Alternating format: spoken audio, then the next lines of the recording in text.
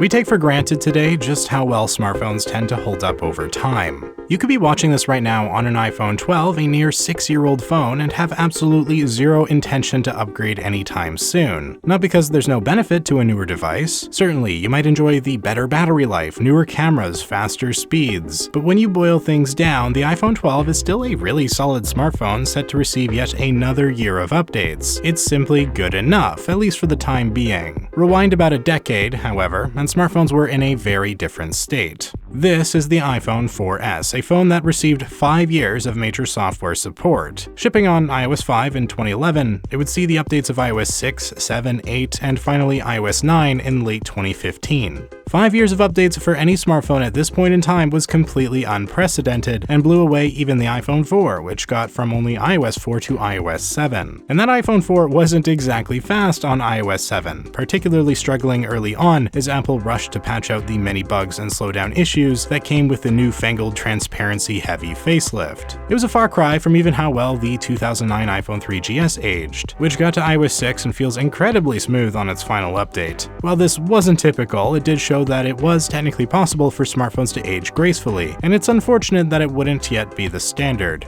In the very least, the iPhone 4 wasn't unusable, and the software with time and updates became mainly stable. But it was clear iOS 7 was pushing the A4 chip and its measly 512 megabytes of RAM to its absolute limits, and Apple would need to take extra care in how they handled future updates on their legacy devices. Apple would then proceed to absolutely ruin the iPhone 4S. The iPhone 4S is a bit of an odd duck within early iPhone history. The iPhone 4 hit store shelves June 2010, and we would then see the longest ever gap between iPhones as Apple shifted to a fall release schedule. So people have been wondering, how do you follow up a hit product like the iPhone 4? Well, I'm really pleased to tell you today all about the brand new iPhone 4S. The iPhone 4S would be announced on October 4th, 2011, the day before Steve Jobs passed away. With 15 months between iPhones, you might have expected a major shakeup with the next generation, but this obviously wouldn't be the case, at least from the outside. The iPhone 4S retained an identical design to the iPhone 4, including the 3.5-inch display, which was beginning to feel quite small with competitors like Samsung starting to make increasingly larger phones year over year. Still, the iPhone 4 design, just look at it, it was fantastic, and using it another year with an S model was something Apple had already done before with the iPhone 3GS. It used the same design as the 3G, so this wasn't in any way unexpected, just perhaps a bit disappointing to some, especially after such a long break between generations. However, just like with people, what really mattered was what was on the inside, and the 4S would see some dramatic internal upgrades, including a new 8-megapixel camera sensor that took incredibly impressive photos for 2011, as well as 1080p video, and of course, perhaps most importantly, the iPhone 4S would receive Apple's A5 chipset, their first dual-core mobile processor. This extra processing power and moving to dual-core would be imperative for the 4S's lasting longevity, for better or for worse, but what would prove to be a detriment more than anything else was a lack of change in memory. The 4S still had 512 megabytes of RAM, same as the iPhone 4. This limited RAM would eventually become the 4S's greatest bottleneck, but for the time being, it was deemed acceptable. The A5 chip was extremely impressive, and that additional power was needed to run the main new gimmick of the iPhone 4S, one that would fundamentally alter the trajectory of technology forever. See, the S in 4S didn't actually stand for speed like it did with the 3GS, it stood for Siri. Because for decades, technologists have teased us with this dream that you're going to be able to talk to technology and it'll do things for us. Ask a simple question. What's the weather going to be like today? And get a response. Siri is your intelligent assistant. It helps you get things done just by asking. Siri was the first mainstream personal AI voice assistant, and an exigent early catalyst for the AI revolution that would accelerate markedly throughout the next decade into eventually what we see today. Siri was extremely limited early on, and more effective conceptually than in practice. While there was some real utility in being able to ask your phone to send a text, pull up a song, or make a Google search, this would prove to be a lot more exciting on paper than in practice for users of the time, as it did generate tremendous hype around the 4S's launch. There was a lot of good good tech behind Siri, but also a lot of it was just essentially predetermined phrases and answers dependent on keywords. But the voice recognition capabilities, as well as the fun quirks thrown in like the ability to tell jokes or to tell you the best bridge to jump off, really helped boost public perception. Okay, that last thing was patched out pretty quickly, but Siri was the first domino in the personal AI assistant craze that would see the rise of a ridiculous number of competitors like Amazon Alexa, Google Assistant, Windows Cortana, Samsung Bixby, and so on and so forth, all hitting within the coming years. And what really feels tragic in all this is that Apple had such a huge head start over all these companies and yet kinda did nothing with it. While this video is primarily titled for how poorly the iPhone 4S would age, I do think there's something to be said about how Apple managed to ruin not just the experience on the 4S, but even its overarching legacy. The 4S will always be the first phone people point to in the rise of AI dominance, to be sure, but it also goes to show how brutally Apple fumbled the ball in the realm of artificial intelligence. And I think the major reason for Apple's failure in this area down the road was probably the absence of Steve Jobs and his unwavering vision after his passing. They never really made Siri any better. Originally, Siri was actually an app made available on the App Store, February 2010, and it wouldn't take long for Apple to acquire them for $200 million under Steve Jobs' personal direction. Apple would then work on integrating Siri into the iPhone 4S. And again, 2011, Apple was the furthest ahead of anybody when it came to the AI race. But in spite of this, we now live in a world where Apple has completely given up on AI and has opted to utilize Google's Gemini. It's hard to imagine this ever being the case had Jobs lived on to see his vision through. All this being said, none of this would matter for buyers of the iPhone 4S a decade and a half ago, who were only really concerned with purchasing a solid, reliable smartphone that would serve them well for years to come. This would not be the fate of the iPhone 4S.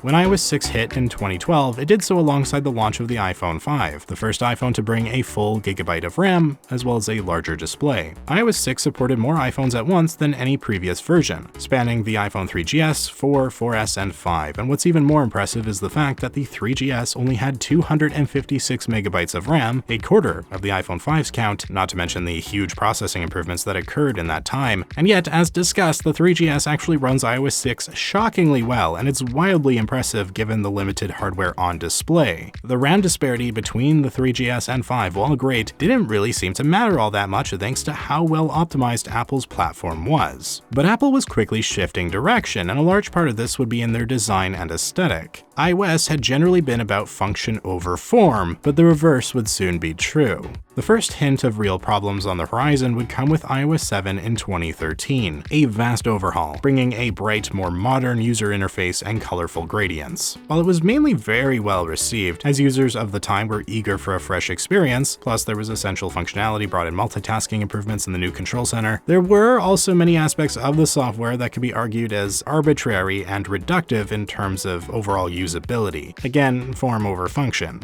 Side note, we would also see an 8GB iPhone 4S come out in 2013 as a budget model, and man alive was this ever far too little space even for the time. Only 8 gigs was going to suck on iOS 7, never mind in a couple years when it would get iOS 9, but I digress. Early iOS 7 was a fascinating beast, and focused exclusively on the look and general vibe of the OS rather than practicality or efficiency. It was a complete departure from iOS 6 and its fast, snappy animations. Old iOS had been bare bones in many respects, sure, but it just worked, and it worked well. iOS 7, in contrast, was 100% honed in on making a beautiful experience and flow. It featured almost painfully slow animations, and it had transparency absolutely everywhere. You had the parallax effect where the wallpaper would move around as you moved the phone. Again, much of this was very good, very cool, but it needed a ton of refinement, especially on older iPhones that lacked the power and RAM to really run it to its full potential. The iPhone 4 in particular struggled, especially early on, and while updates did speed things up as the year proceeded, the cracks were really starting to show. It was clear that this new direction for Apple, while visually stimulating and surely beautiful, the old era of Steve Jobs, focused on functionality and that it just works attitude, it was being left behind. You will install the fancy new updates, it will slow down your phone, and you will like it. And hey, in fairness, I did like it as an iPhone 4 owner myself back in 2013. For many of us, we were just happy to receive the update in the first place, especially one that so radically shook up the experience. Android phones, in comparison, were lucky to get more than even a single year of updates, with Samsung typically giving their own flagships about 2 years of support before leaving them to rot, a frankly shameful practice that lasted far too long. Extra support, even if the phone was a bit slower, meant more years of security updates, meant more years of features, meant more major app support. Yes, many Android apps would ultimately be downloadable on far older versions than you would see on the iOS side of things, but this is more a consequence of how many users would be consistently years behind Google's latest release. This wasn't at all the case with iOS, where users adopted iOS 7 at an unprecedented rate, reaching 35% of devices within a mere 24 hours of its release, and 74% within 3 months. For some perspective here, about 5 months after launch, 74% of users of iPhones released within the last 4 years are apparently running iOS 26. So Apple was basically pulling off these same numbers a dozen years prior. I emphasize all of this because it's important to note how reliant iPhone users are on Apple's updates, and the immense amount of trust between the customer and company.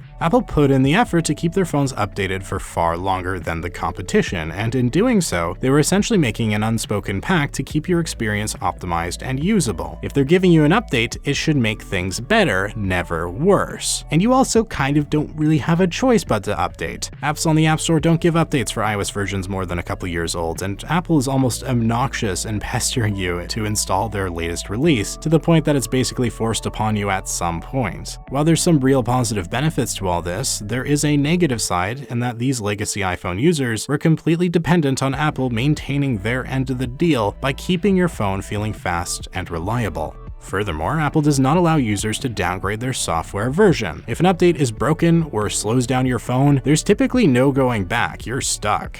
There would always be a certain level of trade-off here, exemplified with the iPhone 4 on iOS 7. Yes, your phone is going to get slower with time. It was inevitable in these early days of mobile technology, as everything was improving so rapidly and the software was invariably becoming more demanding. But there's a certain threshold of pain and suffering users can put up with. The iPhone 4 was borderline at best, but the radicality of iOS 7 gave users a lot more tolerance for potential hiccups because, hey, phones aren't perfect. Apple's not perfect. So long as they're still putting their user experience at the forefront, everything should be okay, right?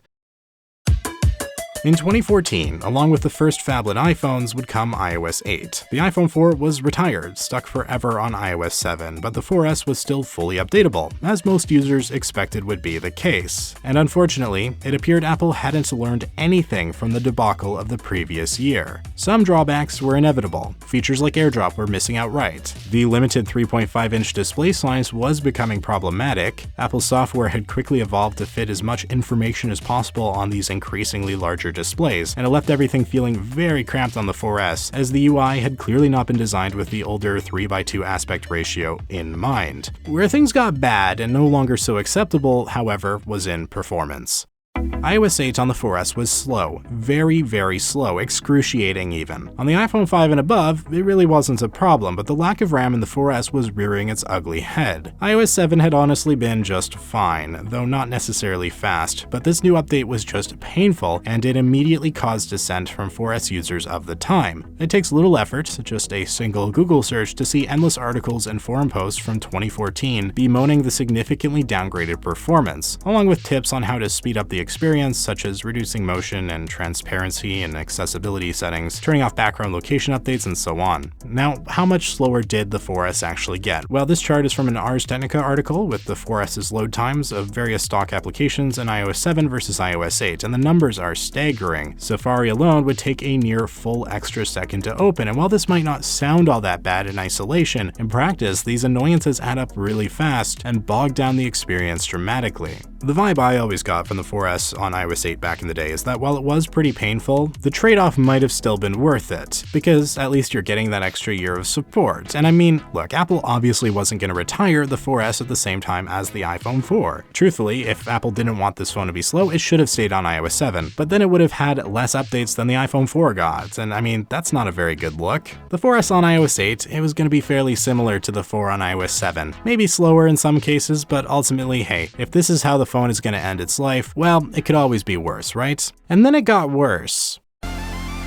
September 2015, Apple would shock the tech world by dropping iOS 9 for every single device already running iOS 8, including the iPhone 4S. This was unprecedented for a 2011 smartphone to get 5 years of full major software support, much less one with half a gigabyte of RAM. I mean, this was incredible. The Galaxy S5, a phone released April 2014, 2.5 years after the iPhone 4S, would see its final major software update April 2016 with Android 6.0.1 Marshmallow. The iPhone 4S continued to receive consistent updates until settling on iOS 9.3.5 August 2016, eventually getting a minor patch with iOS 9.3.6 a few years later, which is still the most recent available version today. The support history of the iPhone 4S was unmatched, and it in theory extended the lifespan of the phone for Apple's legacy users far further than anybody could have expected. In theory, because the reality is that whatever semblance of an acceptable user experience had still existed with iOS 8 would be utterly annihilated with the hellscape that was iOS 9. Alright, in fairness, iOS 9 isn't that much slower than iOS 8 on the 4S, but it is still slower. Any added latency on top of how bad it already was, it's just making things worse. And if you had the 8GB model, well, I mean, that's what I've got here, and even just trying to film this phone for some B-roll for this video, I was running into some frequent annoyances. It was a pain. Just trying to show the amount of storage here, it was loading infinitely, trying to display how many photos and videos are on the phone. Only doing so when I hit the home button, so then I had to go back to settings to see it. I could replicate this, by the way. This seemed to happen every time. I'm guessing because there's a lot of photos and videos on there that got downloaded from iCloud probably years ago. And you can see how little space I seem to have left, and I only have one app on here, TikTok. Swiping up the control center can take multiple swipes, and it's way too laggy. And much of the software in general is like this. Slow load times, stuttery animations, and just an all-round bogged down, excruciating experience. Trying to get into the App Store, just like an infinite loading screen, though going to the top charts I could actually see those. Obviously this phone isn't going to hold up too well, considering its software is a decade old, but having recently looked at the iPhone 5S on iOS 12, trust me when I say it could feel a whole lot better than this. Or again, even the iPhone 3GS on iOS 6 is surprisingly spiffy, much better than the 4S on iOS 9, it's not even comparable. Another article from Ars Technica from September 2015 has some more benchmarks to give us an idea of the speed degradation that we saw with iOS 9. It just makes a bad situation even worse. But what were you gonna do if you owned an iPhone 4S back in the day? Not update? Just deal with the constant pop-ups telling you to update day after day? Let's be real, you were going to update. Everyone eventually updates, and then you were stuck because Apple never provided an easy way to downgrade. Apple in 2022 would agree to a 6-year-long $20 million class action settlement, claiming that iOS 9 slowed down the iPhone 4S, this constituting planned obsolescence. It's a paradoxical situation. On one hand, you were glad as a 4S owner to still be getting these updates, but on the other hand, the experience was so brutally slow that you would end up feeling crushing pressure to upgrade to a new phone, potentially far sooner than you would have had to otherwise. If you were still on iOS 7 and iOS 8, you might be annoyed that you couldn't download the latest version of every app anymore, but at least your phone would be slightly faster than molasses. My real question is how Apple even let this happen in the first place. It's not as if they don't have a quality assurance department. They fully knew how slow the 4S would be on iOS 9. That was the entire basis of that class action lawsuit. And yet they gave people the update anyways. It feels almost insidious, and it's hard to blame anyone who believes Apple does intentionally slow down iPhones with time in order to force you to upgrade. If there has ever been any evidence of this, it's with the 4S on iOS 9. For what it's worth though, we've not seen any iPhone in the years since age anywhere nearly as poorly. The iPhone 5 and 5C on iOS 10 would be fine, and the 5S and 6 on iOS 12 actually would get faster compared to iOS 11, as it was an update specifically focused on performance. I'd like to say in the very least Apple seemed to learn their lesson with the 4S, and whether or not they were intentionally screwing over their customers or were a little bit too ambitious in how long they could support their devices for, I'm not sure. But it wasn't just the 4S that got hurt in this, it was the iPod Touch 5, the iPad 2, even the iPad 3 with a full gigabyte of RAM was still very slow on this version. It was just all a mess in general, and iOS 9 has got to be one of the worst iOS versions of all time thanks to this terrible performance. iPhone 4S, the most amazing iPhone ever. Now with a dual-core A5 chip, 1080p HD video recording, an all-new camera with advanced optics, and this amazing thing we call Siri, your own personal assistant.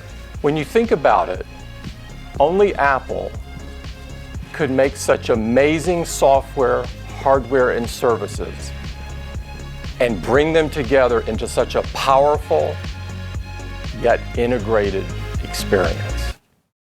The iPhone 4S was never going to be the best iPhone ever made. It shared the design of its predecessor, brought a gimmick in Siri that peaked at its launch, and it wasn't all that exciting, focusing on internal upgrades and longevity. But there was a solid device here, a remnant of a bygone era. iOS 5 on the iPhone 4S absolutely flies, and it looks gorgeous to boot. Remember that old YouTube app? Yeah. It is an absolute tragedy that Apple killed this phone the way they did, and it was all so utterly pointless. Apple ruined the iPhone 4S, and it's important that we never forget, lest it ever happen again one day. Hey Siri, beatbox for me. Here's one I've been practicing. Boots and cats and boots and cats and boots and cats and boots and cats and boots. I could do this all day. Cats and boots and cats and boots and cats and boots and cats and boots and cats. Please hit that like button and consider subscribing for more content just like this. Thank you all so much for watching. I'm Josh from 91 Tech, and I will see you all next time.